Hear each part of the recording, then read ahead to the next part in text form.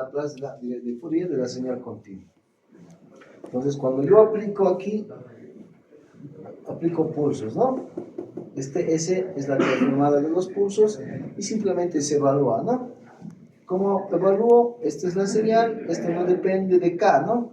Como no depende de K, entra la sumatoria y va a ser esta señal en el dominio del tiempo, la frecuencia, evaluado en esta función impulso, ¿no? Entonces simplemente va a ser la función evaluada en todo esto. Y aquí está, ¿no? Esta es la frecuencia en el dominio del tiempo, omega, hemos definido de esta manera, ¿no? Omega menos K veces omega 0. Entonces si K, esto va desde menos infinito hasta infinito. Entonces voy a tomar el caso que omega sea 0, ¿no? Si omega 0, ¿qué pasaría? Estaría tomando esta señal, ¿no? Solo esta de aquí. Omega 0. Para K igual a 0. K igual a 1, ya estaría tomando esta más. K igual a 2, esta más. 3, 4, 5. Y así, ¿no? También aquí hay desde menos infinito. Entonces, si tomaría K igual a menos 1, estaría tomando esta señal, menos 2, menos 3, menos 4, menos 5, menos 6, ¿no? Entonces, estamos demostrando que la función se vuelve periódica, ¿no? Entonces, aquí va a entrar, ¿esto qué va a ser?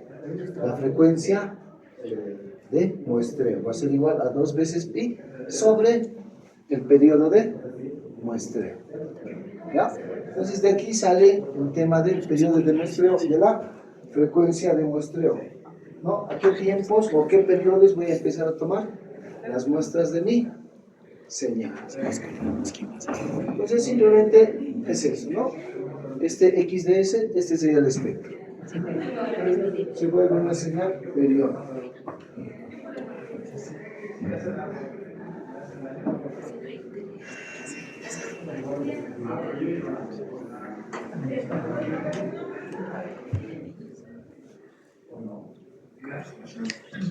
Recapitulemos, ¿no? Esa es mi señal continua, ese es el tren de pulsos, entonces esto va a ser la señal muestreada, ¿no? Después de muestrear la señal, ¿qué voy a hacer? La voy a convertir en secuencia, ¿no?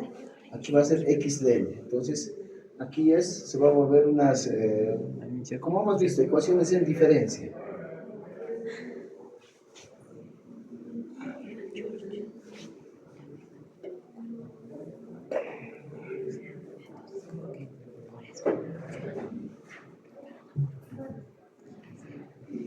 Veamos el proceso en diagrama de bloques, ¿no? Lo que veíamos arriba, ahí está simplemente como un diagrama de bloques. La señal de entrada continua, esta es la señal continua, ¿no? ¿Qué hago? Estoy multiplicando por un tren de impulsos, y aquí está definido matemáticamente, ¿no? Sumatorio de menos o más infinito de esta función de impulso t menos desplazarlo en n veces t, donde n es un número entero, y t va a ser el periodo de muestreo. Aquí va a salir la señal muestreada, pero sigue en el dominio continuo, ¿no? Y aquí convierto este tren de impulsos a una secuencia en tiempo discreto, que va a ser x de n. Entonces, de esa manera estoy haciendo la conversión de analógico a digital. Ahí les decía, ¿no? Lo que está en morado es la representación de la señal en el dominio de la frecuencia de tiempo continuo, y vemos que se vuelve periódico. No. Entonces, esto era por un lado, x de s, ¿no? He utilizado esta ecuación. Hemos quedado que voy a utilizar esta ecuación, ¿no? Esto simplemente es un teorema. La señal muestreada en el dominio continuo o en el dominio de la frecuencia continua va a ser igual a 1 dividido entre 2pi por la transformada de la señal continua en el dominio de la frecuencia continua por el tren de pulsos en el dominio de la frecuencia continua. Esa es una ecuación, eso ya he utilizado. Ahora voy a utilizar esta segunda relación. Aquí es x de s, que es la señal muestreada. Le aplico la transformada de Fourier y voy a tener la transformada de Fourier en el dominio continuo. Entonces, esta sería la primera ecuación. Y aquí sería la segunda ecuación, donde estoy calculando lo que les decía, ¿no? la señal muestreada del dominio del tiempo, le aplico la transformada de Fourier, y aquí voy a encontrar la señal en el dominio de la frecuencia, ¿no? Por si acaso no estoy en el dominio discreto de la transformada de Fourier. Entonces voy a utilizar esta relación, en vez de x de c, que es, simplemente es una multiplicación, ¿no?, de la entrada con el tren de pulsos, ¿no? Y aquí está, ¿no?, la entrada con el tren de pulsos, y esto que va a hacer es una sumatoria, ¿no?, como hemos visto. Entonces, esa sumatoria le voy a aplicar la transformada de Fourier. Entonces, como esto es una señal continua, estoy aplicando la integral, ¿no? ¿No? Esto es continuo. Entonces le aplico la definición de la transformada de Fourier en el dominio del tiempo. De menos a más infinito de todo esto por e a la menos j omega t diferencial de t. Todo esto viene a ser la definición de la transformada, ¿no? Toda esa parte es la definición de la transformada. Y esto va a ser mi señal, esta sumatoria. Ahí dice, ¿no?, transformada de tiempo continuo.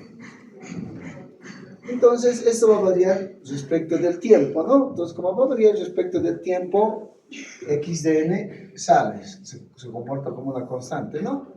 Y aquí la función impulso, si depende del tiempo, y aquí menos e elevado a la j omega t, si depende del tiempo, y resolvemos esa integral. ¿Y esa integral qué va a ser? Simplemente tengo que evaluar en este punto, ¿no?, la exponencial. Entonces, aquí estoy llegando a lo que estábamos pidiendo al principio. ¿Qué pedíamos? Pedíamos la transformada de la señal continua. ¿Cómo se relaciona con la transformada de Fourier y una señal discreta? Esta es la demostración, ¿no? Entonces, la única diferencia, ¿cuál va a ser? Va a ser la transformada de la señal continua es igual a la transformada de la señal discreta evaluada en omega.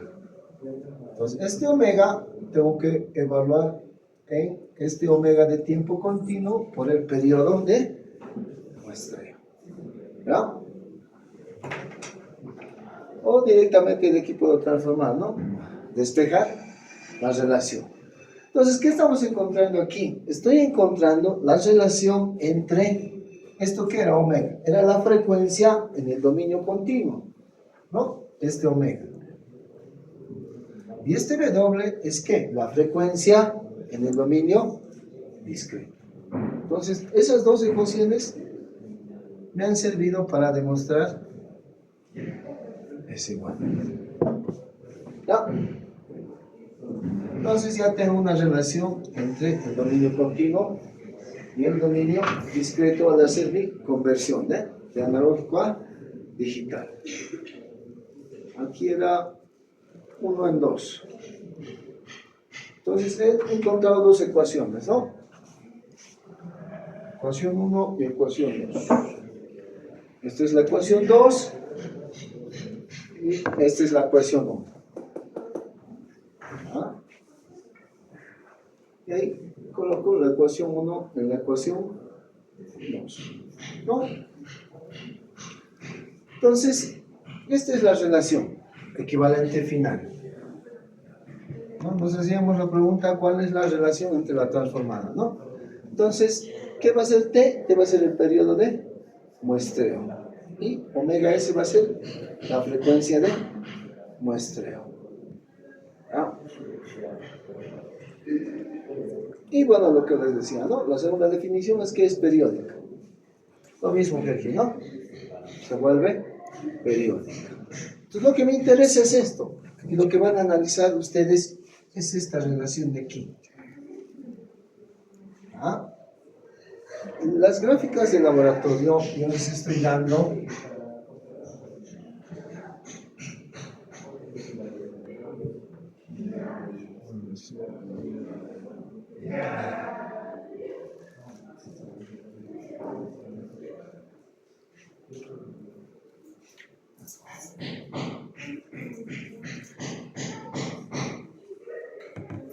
digamos 3pi, 4pi, 5pi.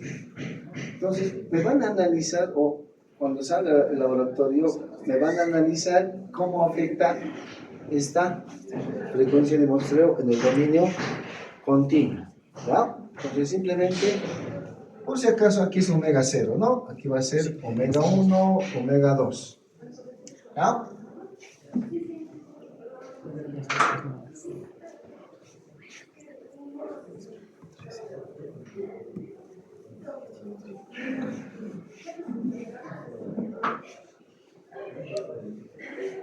Ahí está gráficamente lo que les decía, ¿no? ¿Eso qué es? Es lo primero, la señal continua encuentra su transformada de Fourier y esta es la representación de esa señal. ¿Ya? Entonces va a tener un pulso y va a tener un rango de frecuencia, ¿no? ¿Y eso qué es? Es el tren de pulsos del dominio de la frecuencia. Y ahí tengo la representación de la ecuación 1, ¿no? La convolución. La convolución de la transformada continua con ¿qué? Con el tren de pulsos, ¿no? Con esos tres trenes de pulsos. ¿Y qué me pasa? Me está replicando, ¿no? 1, 2, 3.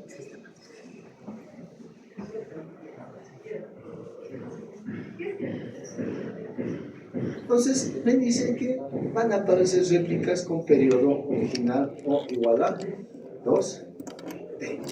Y eso es lo que está pasando. Lo que tengo que cuidar cuando hago la transformación de analógico a digital es que estas muestras o estos valores de aquí no se sobrepongan. Está más adelante. ¿Ya?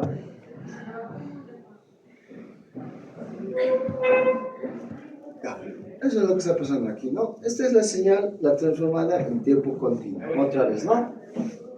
La señal original en tiempo continuo, sin muestrear, ¿no? ¿Y esto viene a ser qué? Viene a ser el dominio de la frecuencia de mi señal ya digitalizada en el dominio del tiempo, ¿no? Entonces, ¿qué me dice? Aquí viene el teorema de Nyquist. Esto va a tener una frecuencia, ¿ya? De muestreo, o una frecuencia de la señal. Entonces, esa frecuencia de señal tiene que ser mayor a 2 veces la frecuencia de la señal que voy a muestrear. Por ejemplo, si mi frecuencia, tengo un seno de 2πt. Esa es mi señal. Esta señal quiero muestrear. Entonces, sabemos que omega es igual a 2pi y sabemos que esto es 2 sobre t, ¿no? Entonces, el t va a ser un segundo o va a ser un hertz, ¿no? Esta es mi señal. Y esta es la representación en el dominio de la frecuencia. ¿Qué está pasando? Estoy asumiendo yo que voy a tener 2pi. Entonces omega va a ser 2pi, de aquí despejo t, y t va a ser un segundo, ¿no? Entonces eso lo convierto a frecuencia que viene a ser un hertz. Entonces, lo que me dice aquí, la frecuencia de muestreo tiene que ser mayor a 2 veces la frecuencia de la señal que voy a muestrear. ¿Cuál es la frecuencia de mi señal? Es un hertz, ¿no? Entonces la frecuencia de muestreo tendría que ser 2 hertz. ¿Ya? Tendría que escoger esa frecuencia de muestreo o esa frecuencia en la que se van a repetir mi tren de impulsos. ¿Ya? Eso significa esta gráfica. La frecuencia de la señal y la frecuencia de la señal o la frecuencia de muestreo que voy a necesitar.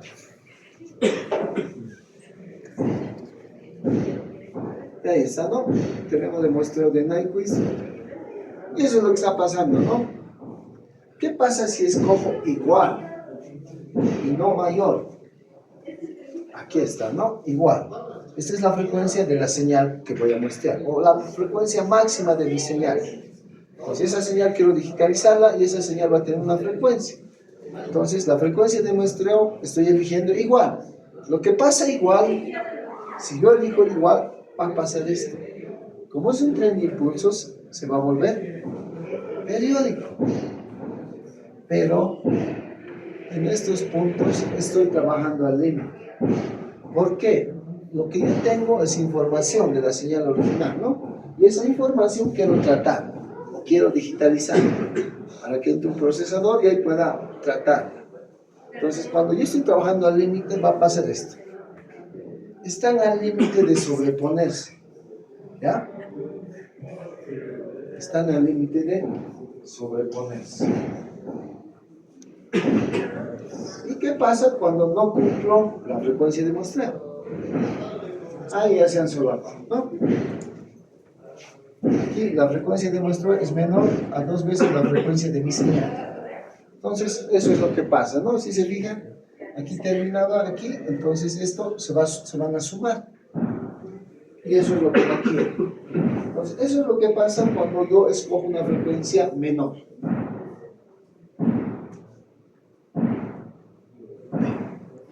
Ahí tengo el determinado temporal, ¿no? Tengo mi frecuencia de la señal. Vale 1.5 pi y esa es la representación.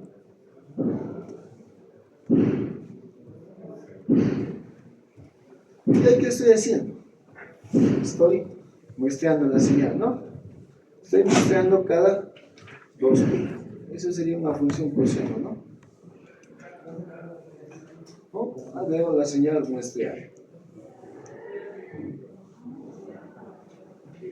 Ahora, las muestras tomadas en una frecuencia de 2pi, también podría tomar de 2pi. Si voy a tomar de 2pi, entonces van a formar, o se va a formar una doble señal con la frecuencia de 0pi. Entonces, ¿qué está pasando? Esta señal de aquí la estoy digitalizando. Esta señal en rojo también la estoy digitalizando. Entonces, cuando yo tome las muestras y vaya a reconstruir, van a aparecer que podría ser esta en rojo o podría ser esta que es de mayor frecuencia, ¿no?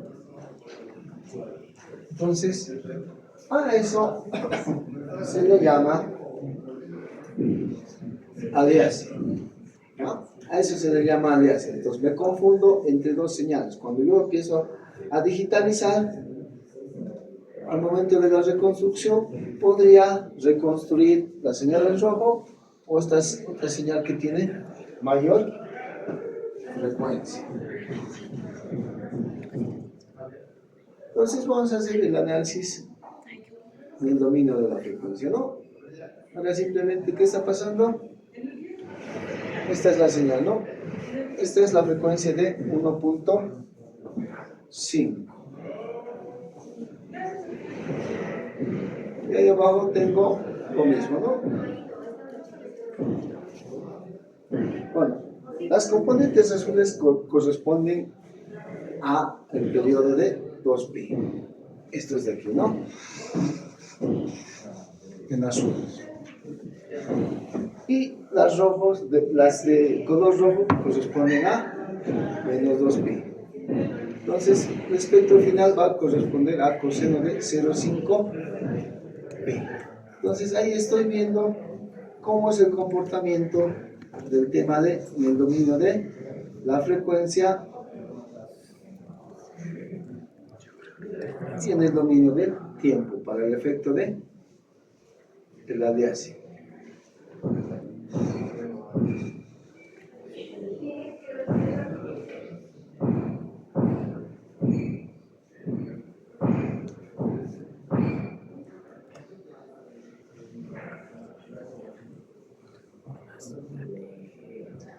Ya. Entonces aquí hay unos ejemplos de aliasing, ¿ya?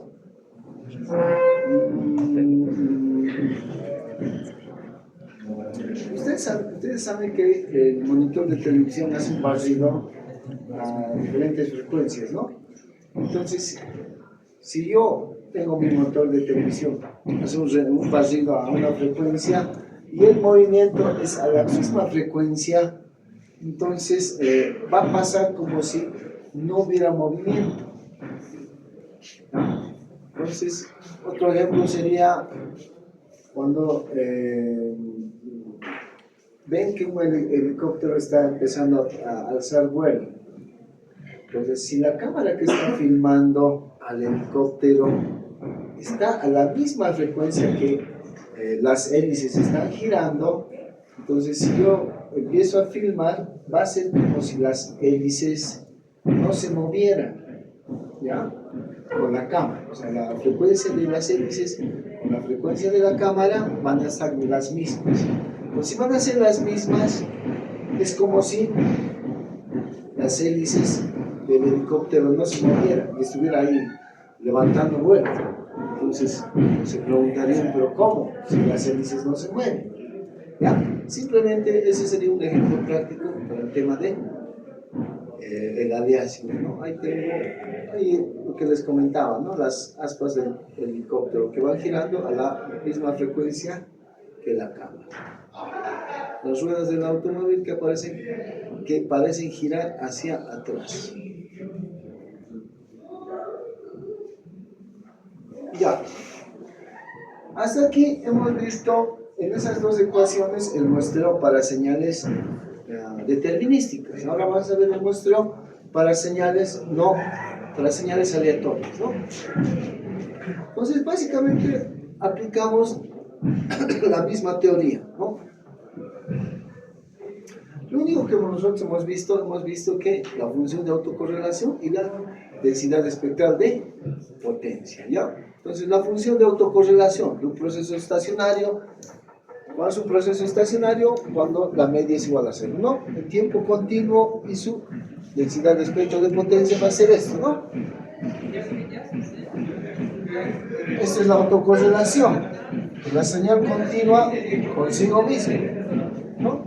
Va a ser igual a esto que es el valor esperado de la señal continua t más este valor de tau por este x continua conjugado en el dominio del tiempo.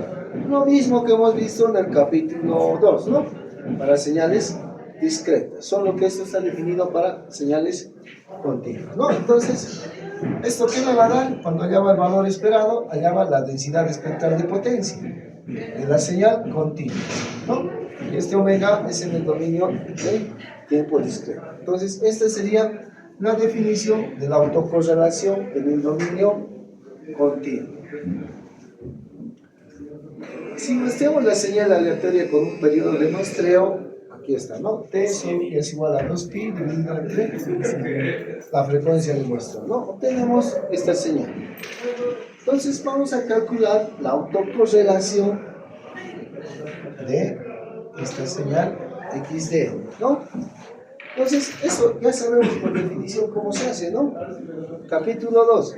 La autocorrelación de X consigo mismo va a ser M igual al valor esperado de XN más M por X conjugado, ¿no? Entonces, simplemente estamos haciendo variar este valor de N, ¿no?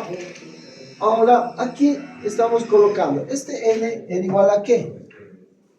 Necesito el periodo de muestreo. Entonces, va a ser aquí la señal, ¿no? Esto va a ser igual a la señal o al valor esperado de la señal continua desplazado en N más T por la frecuencia de muestreo. Por esta señal continua conjugada N multiplicado por T. ¿De dónde viene eso?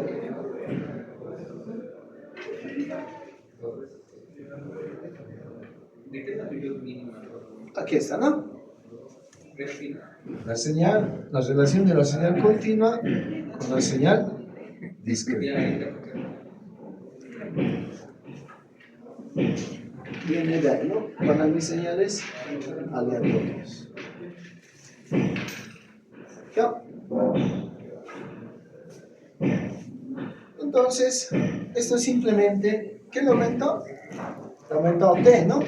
Pues la autocorrelación de X con X va a ser igual a la autocorrelación del tiempo continuo con el tiempo continuo M por T. ¿Ya? Entonces simplemente estuviera aumentando el tiempo de muestreo. ¿Y cómo encuentro la densidad espectral de potencia para el tema que cuando yo estoy muestreando? Cuando yo estoy muestreando simplemente aplico la transformada a la autocorrelación. De la misma manera yo encontraba, ¿no? En el capítulo 2. Entonces, aquí tengo la densidad espectral de potencia, que simplemente va a ser 1 sobre t por la sumatoria de menos a más infinito de la autocorrelación en el dominio continuo, pero desplazado con este valor. K veces frecuencia de muestreo. Entonces, estoy viendo dos cosas. Cómo se muestrea una señal determinística y cómo se muestrea una señal aleatoria.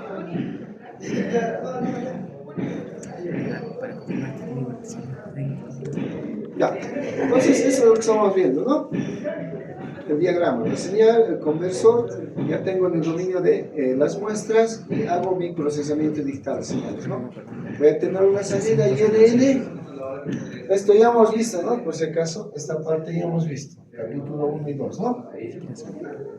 Entonces, y después hacemos la conversión. Ya hemos visto, ¿no? En el ADC voy a hacer filtrado, muestreo y cuantificación. Tengo que definir la tasa de muestreo. En el procesador, ¿qué voy a hacer? El filtrado y voy a calcular la transformada rápida de Fourier. Y en el conversor, puede ser el proceso inverso, ¿no? En el digital a continuo. Eso ya hemos visto. Es igual. Y este era el tema de cómo manejo una señal continua. El proceso inverso, ¿no? Ya hemos acabado el proceso de la conversión de analógico a digital. Ya hemos visto las ecuaciones. Ahora vamos a ver la conversión de digital a analógico, que vendría a ser esta última parte, ¿no? De digital a analógico. Ya hemos visto esa parte. Ahora vamos a ver la conversión de digital a analógico, ¿no? Lo mismo que nos hemos mostrado en la anterior clase. Este es un conversor típico de digital analógico, ¿no? A grandes rasgos, ¿cómo sería el conversor? ¿No? Básicamente ahí tengo que entrada de bits, ¿no? Y ahí tengo un array de resistencias. Entonces ese array de resistencias va a entrar a un comparador y ahí voy a empezar a reconstruir la señal. Y al final voy a aplicar un filtro de reconstrucción para poder obtener la señal continua. Entonces, ¿qué es lo que pasa aquí?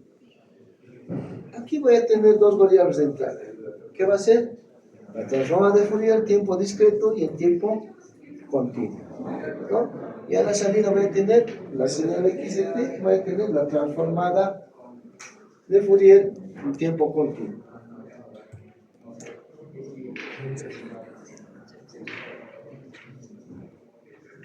Entonces ahí simplemente estoy modelando, ¿no? ¿Qué voy a tener en mi conversor? A la entrada voy a tener la secuencia discreta, ¿no? Y a la salida voy a tener la señal que depende del tiempo. Entonces aquí voy a tener una secuencia de tiempo discreto a un tren de pulsos. Entonces va a ser lo inverso, ¿no? La secuencia voy a convertir a un tren de pulsos. Una vez convertido al tren de pulsos, ¿qué voy a aplicar? Voy a aplicar un filtro pasabajos. ¿Para qué voy a aplicar los filtros? ¿Cuál es la señal de información?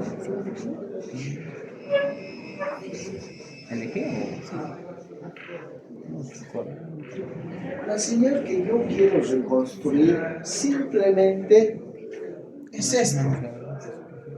Esto es la señal de información. No me interesa estas muestras.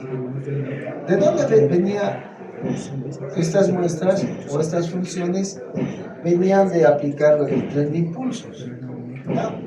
Entonces, ya no necesito tomar en cuenta. ¿Por qué? Es información redundante.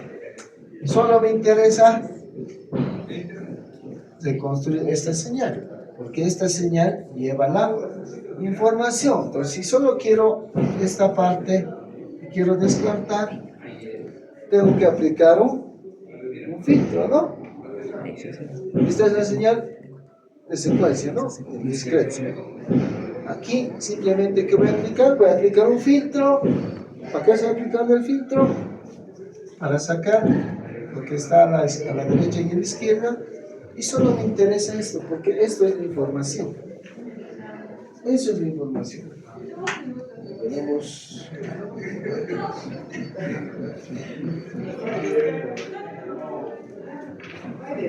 Aquí está, ¿no? Esta es la transformada de Fourier de mi señal, de lo que estoy digitalizando. Cuando hago el muestreo, esto se vuelve a replicar y se vuelve periódico, pero no me interesa solo esto. Esa es la información que he digitalizado, ¿no?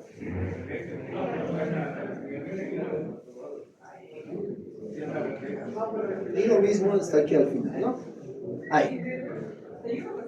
Cuando estoy haciendo el proceso inverso, tengo que ir de mi función periódica, tengo que volver a mi información.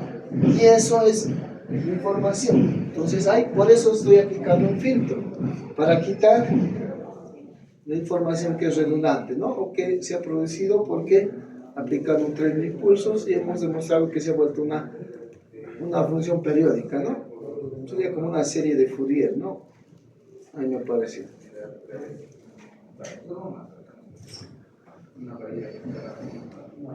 Entonces, de la misma manera, ¿no? Aquí, para digitalizar, he utilizado una frecuencia de muestreo, ¿no? Lo mismo para hacer la reconstrucción. Ese omega dn es la frecuencia de la señal que quiero reconstruir. La frecuencia de muestreo es a cuánto he tomado los pulsos, ¿no? La frecuencia de muestreo vuelve a ser mayor a 2 veces la frecuencia de la señal.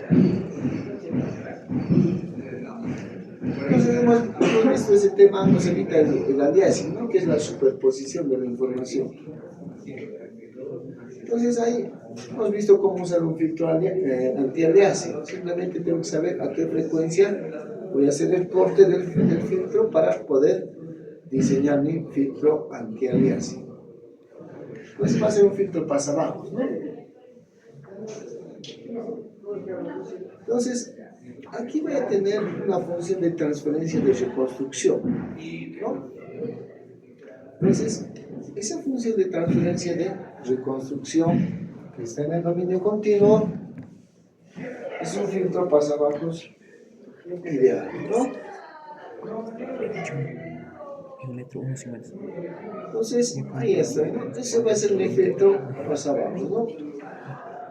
Mi filtro pasabajos es el comportamiento en el dominio del tiempo y el comportamiento en el dominio de la frecuencia. Si se acuerdan, hemos hecho un ejercicio para el primer parcial, ¿no? Yo les daba la gráfica en el dominio de frecuencia, ¿no? Y les daba la frecuencia de corte. ¿Y qué les pedía? Les pedía encontrar la función de transferencia, no, o la respuesta a impulso, ¿no?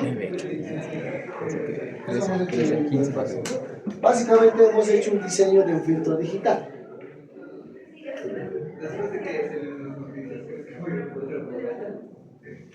Y bueno, ahí tengo el ejemplo de reconstrucción por un filtro pasabajos ideal, ¿no? Entonces, este XDRT va a ser la señal reconstruida. Entonces, este va a ser la señal discreta, ¿no? Esta es la señal discreta. Entonces, ¿qué le aplico? Le aplico un filtro de reconstrucción. Entonces, ahí voy a tener una sumatoria, ¿no? Y esta sumatoria viene por la definición, ¿no? Sí, la salida siempre va a ser la convolución de la entrada con mi respuesta de impulso. Y esto viene a ser la definición que hemos utilizado, ¿no? Eso se da para todos los sistemas. Entonces, si se fijan ahí atrás, ¿no? Este filtro pasabajos que tengo que diseñar es simplemente la función seno de x sobre x, ¿no? O seno pi sobre t entre el periodo de muestreo dividido entre pi por t entre el periodo de muestreo. Esa va a ser la función sin, ¿no? La función sa. Entonces, esta sería la gráfica. Entonces, lo mismo aquí, ¿no? Ya sé cuál es mi filtro que tengo que utilizar. Entonces, como ya sé cuál es mi filtro que tengo que utilizar, aquí ya está, ¿no?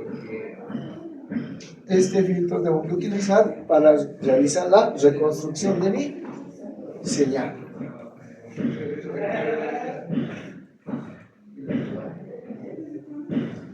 Esa es la señal original, ¿no? Esa es la señal muestreada.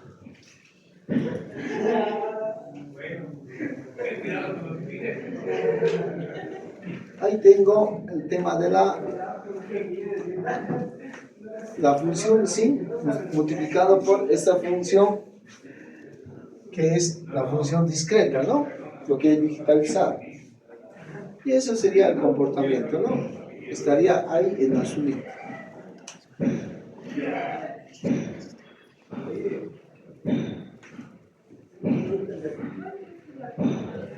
Y vemos cómo va aumentando a medida que voy utilizando más valores de n, ¿no? Aquí n estoy haciendo variar.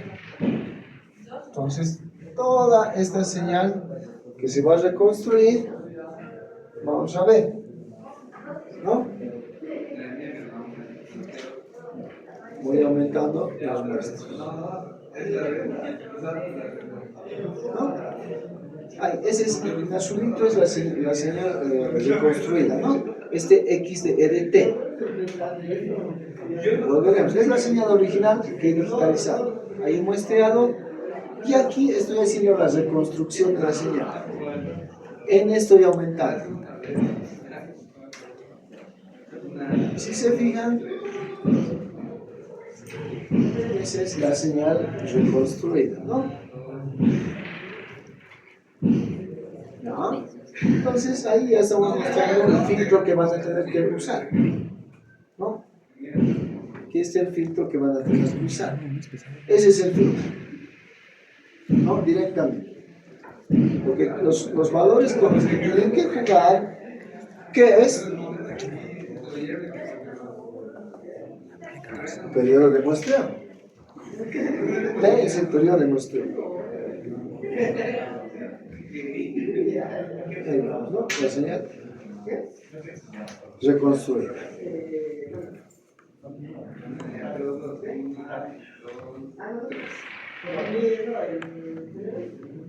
Ya. Entonces existen algunos problemas con este filtro que nosotros hemos definido. ¿Ya? Este filtro pasabajos ideal, ¿no? Entonces hay alternativas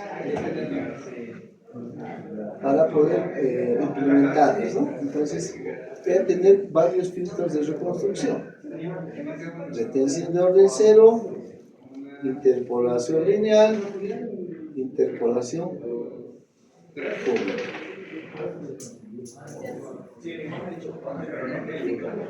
Entonces, esto sería el filtro de retención de orden cero. ¿Ya? Tengo la respuesta a impulso a este filtro de orden cero y tengo su comportamiento en el dominio de la frecuencia continua, ¿no? Esto es lo ideal. Esto es lo ideal. ¿Ya?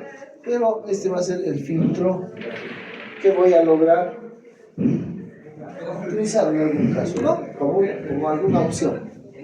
Entonces, se ven que la bajada no es directamente vertical, ¿no? A esto me refiero. Eso va a ser el comportamiento del filtro pasabajo. Respecto del ideal, ¿ya? Ahí tienen las ecuaciones de cómo se define este filtro de orden cero.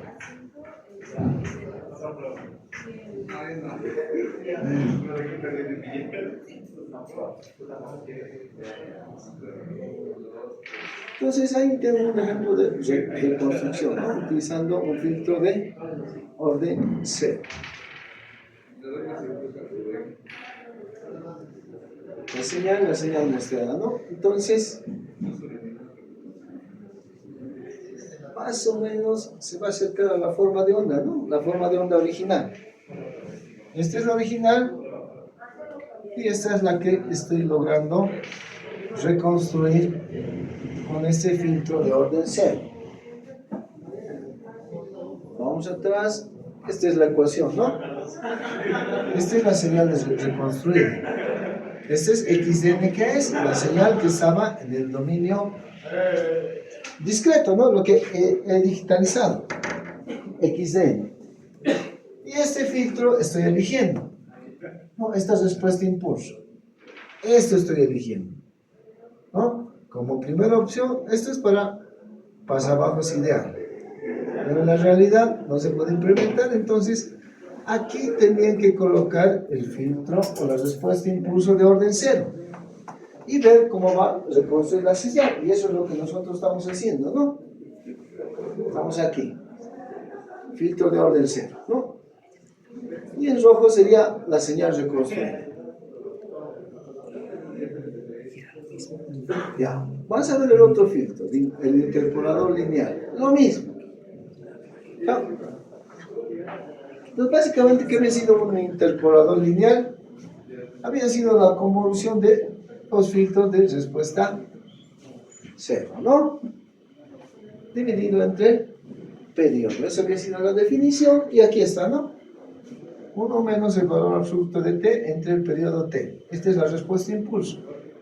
Este t es menor o igual al periodo de muestreo entre 2. Y si aplico la transformada me voy a dominar la frecuencia, esto va a ser la respuesta, ¿no? Había sido el filtro de orden 0 en el dominio de la frecuencia elevado al cuadrado dividido entre t.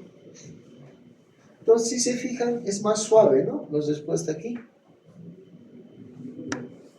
La caída del filtro.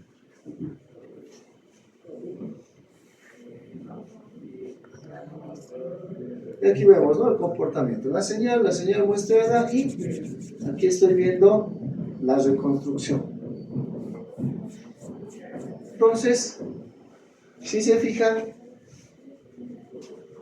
se está pareciendo más, ¿no? A la señal original. La de rojo es el filtro, ¿no? Que he aplicado. Entonces, está mejor, ¿no? La reconstrucción. Y bueno, el filtro o la respuesta impulso de interpolación cúbica. Ahí está definido, ¿no? La respuesta impulso está definido de 0 a t y de t a 2t. Entonces, esto sería la respuesta del filtro y esto sería en el dominio de la frecuencia. Estoy aplicando simplemente ¿qué? La transformada de Fourier, ¿no? Y ahí tendría el filtro. Aquí se está complicando más, ¿no? Pero estos son filtros digitales, entonces lo podemos implementar. Entonces aquí sería la respuesta al impulso y la respuesta en frecuencia, ¿no?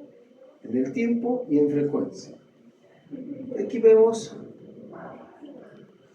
cómo es la reconstrucción ya directamente de la señal, ¿no? Entonces aquí tengo que escoger un valor de A, ¿no? Un valor de la constante A. Si se fijan, aquí hay un valor de la constante A para escoger este filtro de interpolación cúbica. A más 2 dividido entre T, ¿no? O por T dividido entre T elevado al cubo. Entonces aquí estamos tomando un valor de A 0,1, ¿no? Y esa es la reconstrucción. Si se fijan, es casi la señal de entrada, ¿no? Pero simplemente nos está complicando la parte de la respuesta del filtro. ¿Ya? Entonces va a depender qué tipo de filtro van a usar para reconstruir la señal. ¿Qué estoy haciendo? Todo esto, vuelvo a decir, lo que estamos viendo aquí es simplemente esto. Estoy aplicando el filtro para quedarme con la señal original. simplemente esto. ¿De dónde han venido estas otras señales? Son copias, ¿no? Se ha vuelto esto periódico. Pues no necesita esto, necesita aplicar este filtro para obtener la señal original. Y eso hemos visto en estos tres ejemplos, ¿no? Con estos tres tipos de filtro.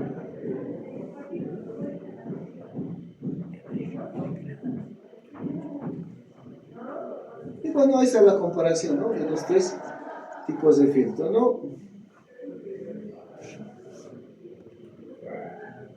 Entonces, si se fijan, el de interpolación cúbica es en rojo, ¿no?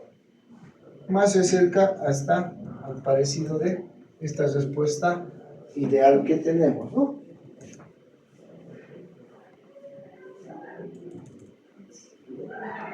Pero si se dan de cuenta, si yo escojo la frecuencia de muestreo igual a 2 veces la frecuencia de la señal, me pasaba esto, ¿no? Que estaban lado a lado. Ahora, si yo le aplico el mejor filtro que tengo, el cúbico, ¿qué va a pasar? Aquí ya va a chocar, ¿no? Entonces, va a tomar esta parte más de aquí. Pero eso no me interesa a mí, ¿no? Va a chocar con esto aquí. Y me va a tomar esta parte de información que no me interesa. Entonces, ¿qué tendría que hacer? ¿O qué es lo que van a hacer ustedes en el laboratorio? Esto lo van a tener que recorrer. ¿Cómo lo van a recorrer? Con la frecuencia de muestreo, ¿no? La frecuencia de muestreo tiene que ser mayor o igual a 2 veces la frecuencia de la señal, ¿no? No tienen que dejar que suceda esto. Este es mi filtro y hay choque con esa información, ¿no? Entonces, la frecuencia de muestreo tiene que ser mayor a 2 veces la frecuencia máxima o mayor de mi señal a muestreo, para que no ocurra esto. Entonces, cuando hago eso, esto se empieza a separar.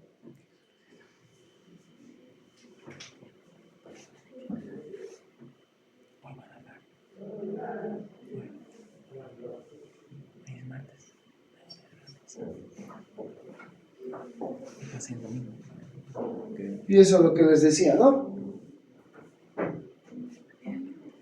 Si se fijan ahí, aquí la frecuencia de muestreo es igual a 2 veces la frecuencia de la señal. Es igual. Por eso están lado a lado. Entonces tengo que jugar, o ustedes van a tener que jugar. ¿Con qué? Con esto. Trabajar con la frecuencia de muestreo para tener una respuesta de ese tipo, ¿no? Entonces, si se fijan, mi mejor filtro, el de respuesta cúbica, obviamente va a tomar algo de información, ¿no? Pero la información original no va a estar distorsionada, ¿no? ¿Y eso de qué depende? De la frecuencia de muestreo. ¿Ya? Van a jugar con la frecuencia de muestreo y van a ver cómo es la respuesta. Tanto la entrada como la salida yo tomo, hay filtros.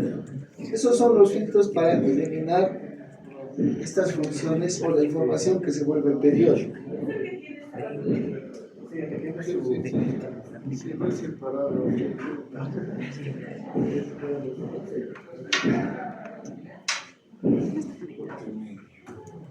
¿Quién son de electrónica? El laboratorio tiene que presentar, ¿no? Avanzaremos unas diapositivas más. Ya, entonces aquí básicamente la práctica, ¿no?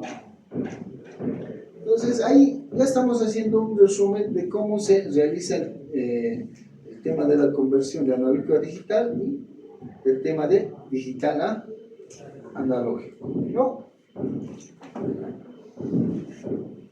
En la práctica, ¿no? Aquí yo que me voy a tener que comprar un conversor analógico digital, ¿no? Un circuito integrado. Y lo mismo aquí. Voy a tener que comprar un circuito que me lo haga la conversión de digital a analógico. Nosotros lo que hemos visto es la parte de teoría de por qué surgen esas señales periódicas y qué es lo que tenemos que aplicar, ¿no? Por ejemplo, el tema de los filtros, ¿no? Entonces simplemente ahí, ¿no? Transformada en tiempo continuo, transformada en tiempo discreto, entra a mi sistema LTI, lineal invariante en el tiempo, esto va a tener una respuesta, voy a tener una salida, y esta salida voy a tener que reconstruir, ¿no?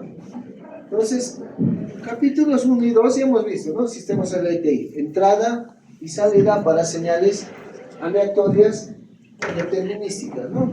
Simplemente estamos aumentando la parte de continua digital y de digital a continua.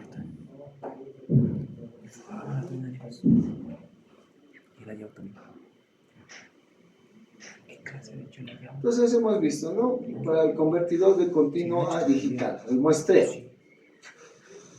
Entonces ahí tengo para sistemas LTI la función de transferencia en el dominio de la frecuencia, ¿no? Simplemente se vuelve una multiplicación. Y voy a tener también la señal reconstruida, la salida va a ser igual a la función de transferencia de reconstrucción. Este filtro ya hemos visto, ¿no? Los tres tipos que se dan. Bueno, obviamente hay otros, ¿no? El de cúbica, ¿no? Entonces esto ya hemos visto. Entonces la salida, ¿no? La salida o la entrada va a ser la salida en el dominio discreto. Por eso ahí está E elevado a la J omega. Eso significa que estoy en tiempo, esto, ¿no? Esa es mi respuesta en el dominio discreto, ¿no? Entonces, todo este proceso, esto es un diagrama de bloques, ¿no? Un diagrama de bloques, mi señal continua, digitalizo, hago el proceso que tenga que hacer y lo convierto de digital a continuo. Todo ese proceso está resumido aquí, ¿no? La señal reconstruida en el dominio de la frecuencia continua va a ser igual a la función de transferencia de reconstrucción.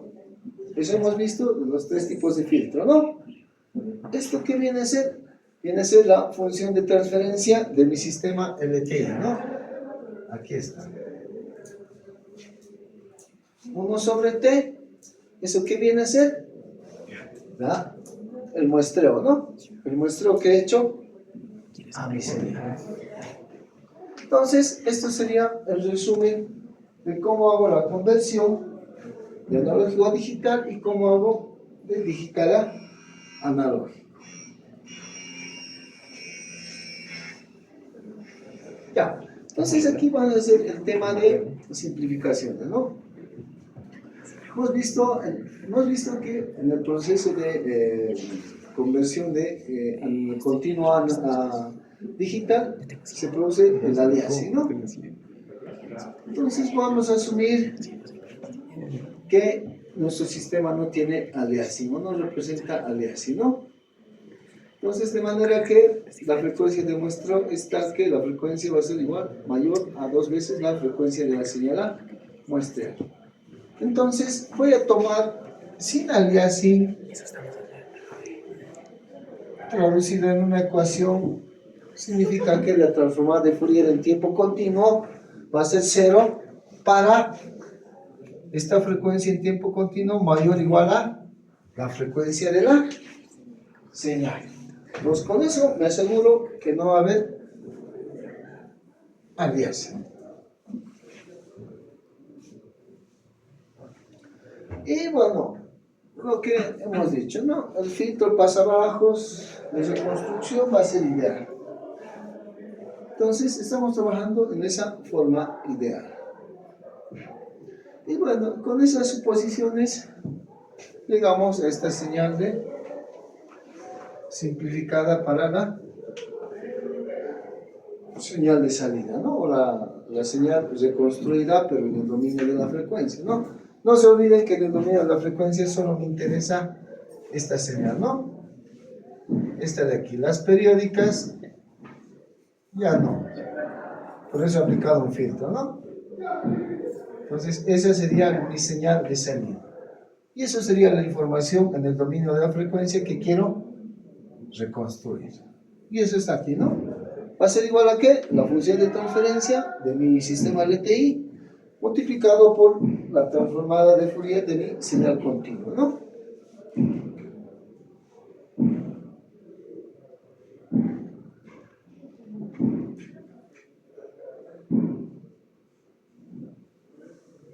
Y lo mismo aquí.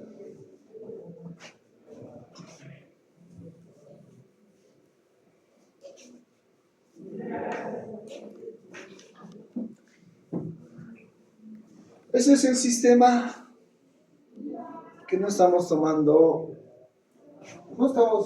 el filtro ideal y estamos tomando que tiene aliasing, ¿no? Y este sería ya el sistema ideal, ¿no? Tomando el filtro paso abajo es ideal de salida y tomando en cuenta que no tengo aliasing en mi sistema. Ya. Entonces, en teoría, ¿no? Podemos realizar cualquier filtrado en tiempo continuo. O sea, es matemáticas, ¿no? Podemos realizar cualquier filtrado en tiempo continuo, ¿no?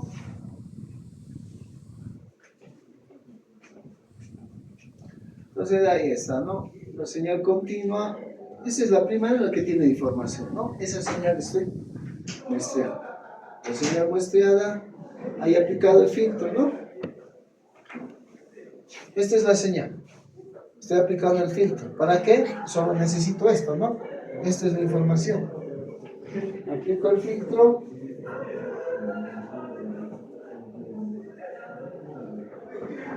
Y ahí tengo un filtro de reconstrucción.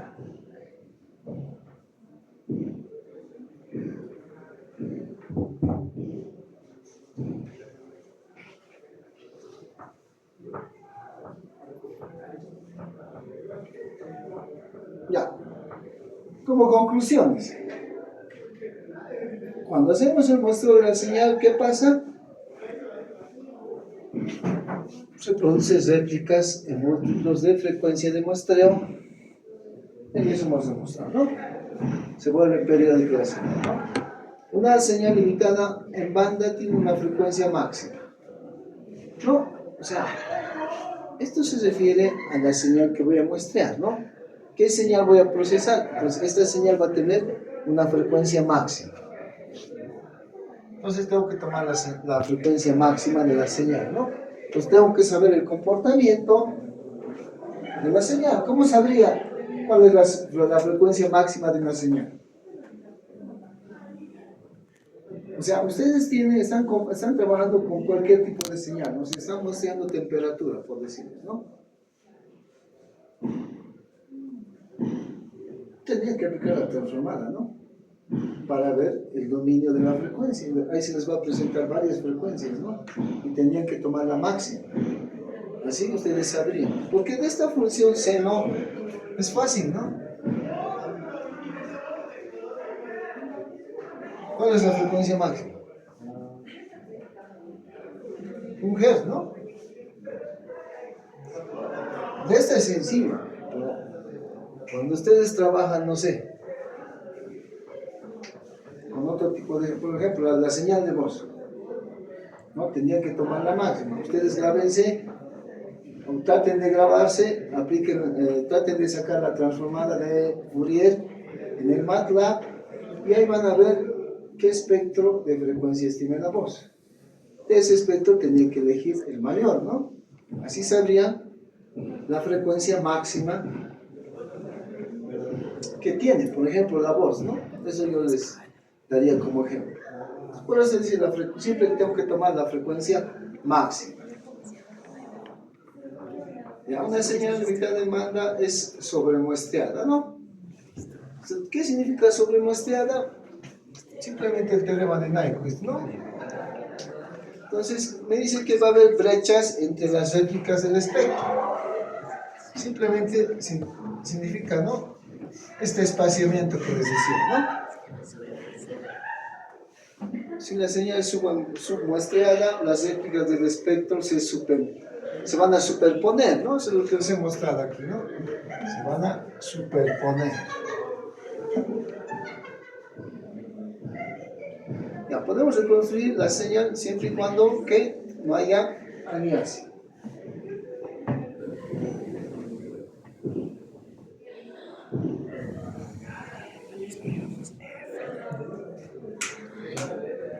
Y lo que les hablaba, ¿no? Del filtro pasador. Bueno, hemos visto tres tipos de filtros de reconstrucción.